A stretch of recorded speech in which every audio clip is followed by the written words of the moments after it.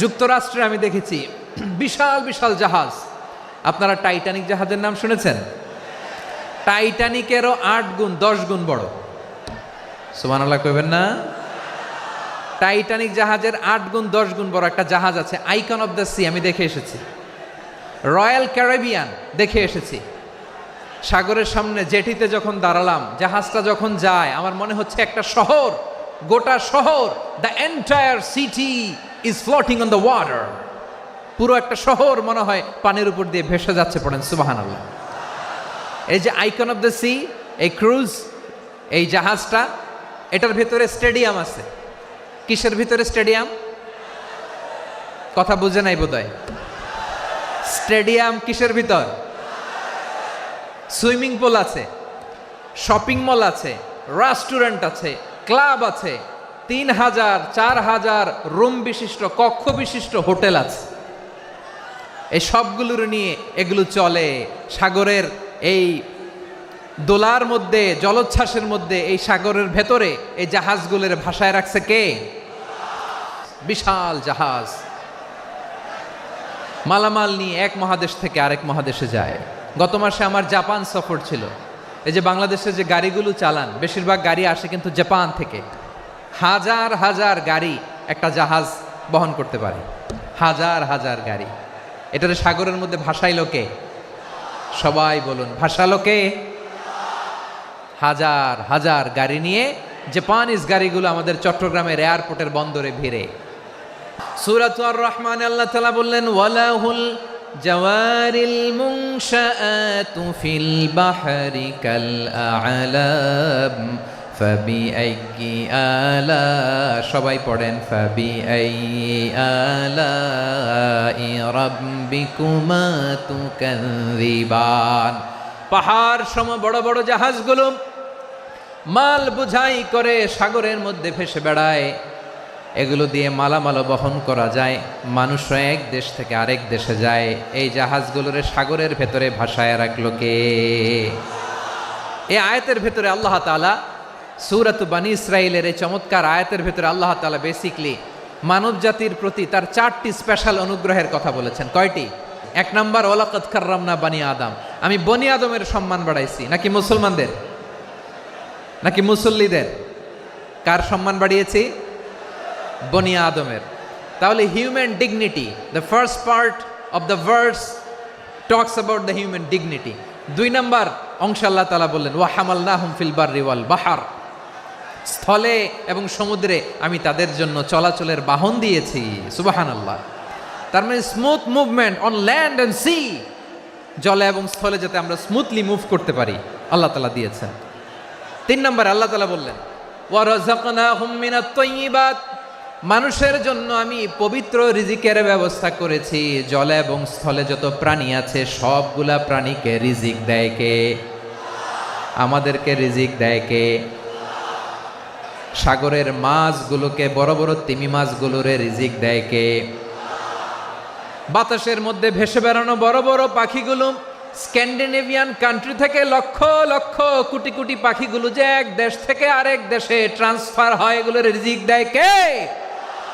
রব্বুল আলামিন বলেন, ওয়ামা মিন দাব্বাতিন ফিল আরদি ইল্লা আলাল্লাহি রিজকুহা ওয়া ইয়ালামু মুস্তাকাররাহা ওয়া মুস্তাওদাআহা কুল্লুম ফি কিতাবিম মুবিন। আল্লাহু আকবার। রব্বুল আলামিন বলেন, ভূপৃষ্ঠে বিচরণশীল যত প্রাণী আছে সব প্রাণীগুলোকে আমি আল্লাহ আমার নিজের কুদরতে রিজিকের বন্দোবস্ত করি। এই প্রাণীগুলো কোথায় থাকে, কোথায় যায়, সব জায়গায় আমি রিজিক পৌঁছে দেই। রিজিক কেউ দিতে পারে না, রিজিকের মালিক কে?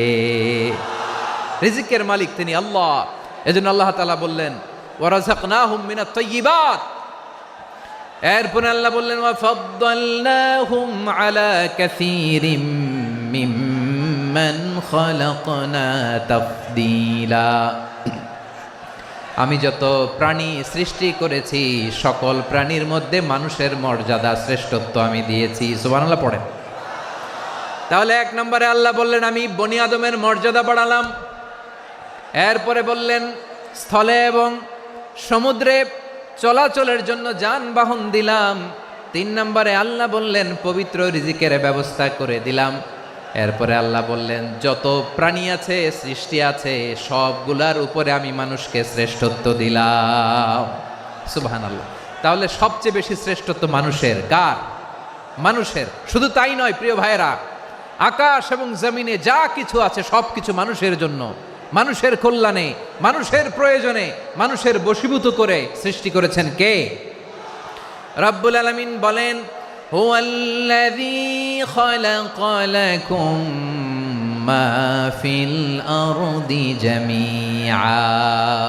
এই জমিনের মধ্যে যা কিছু আমি আল্লাহ সৃষ্টি করেছি সব কিছু আমি মানুষের জন্য সৃষ্টি করেছি। পড়েন সুবহানাল্লাহ।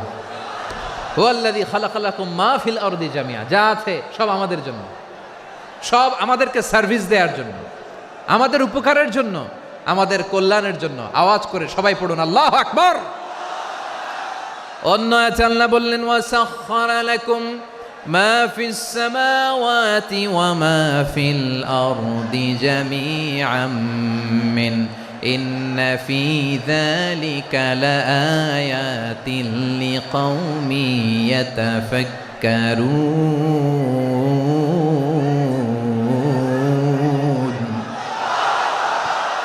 প্রথমে আল্লাহ বললেন জমিনে যা আছে সব তোমাদের কল্যাণে আমি সৃষ্টি করলাম। এরপরে আল্লাহ বললেন আকাশেও যা আছে সব তোমাদের জন্য সৃষ্টি করলাম, তোমাদের অনুগত বানায় দিলাম। পড়েন সুবহানাল্লাহ।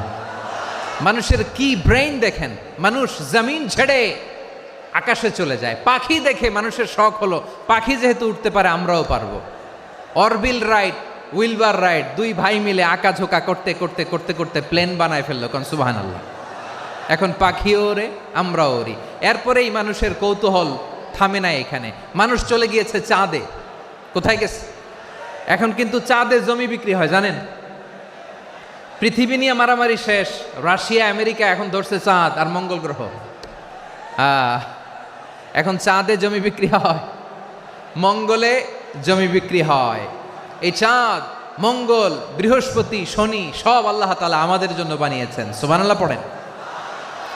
মানুষ সাগরের উপরে চড়ে, শূন্যে ভেসে বেড়ায়, পাহাড় কেটে সুড়ঙ্গ বানায়, টানেল বানায়। মানুষ ব্রডব্যান্ডের লাইন নিয়ে যায় সাগরের ভেতর দিয়ে, এক দেশ থেকে আরেক দেশে, এক মহাদেশ থেকে আরেক মহাদেশে। সুবহানাল্লাহ পড়েন। তার মানে গোটা বিশ্বের সব কিছুর উপরে control, superiority over all creatures, সব কিছুর উপর কন্ট্রোল, মনিটরিং, নিয়ন্ত্রণ, এটা প্রতিষ্ঠা করে দিয়েছে কে?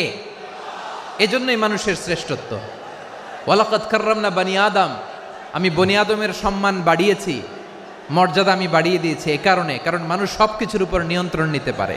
মানুষকে নিয়ে এই কোরআনের সব আলোচনা, মানুষকে নিয়ে এই কোরআনের সব। তাই কোরআনের কেন্দ্রীয় আলোচ্য বিষয় হচ্ছে মানুষ।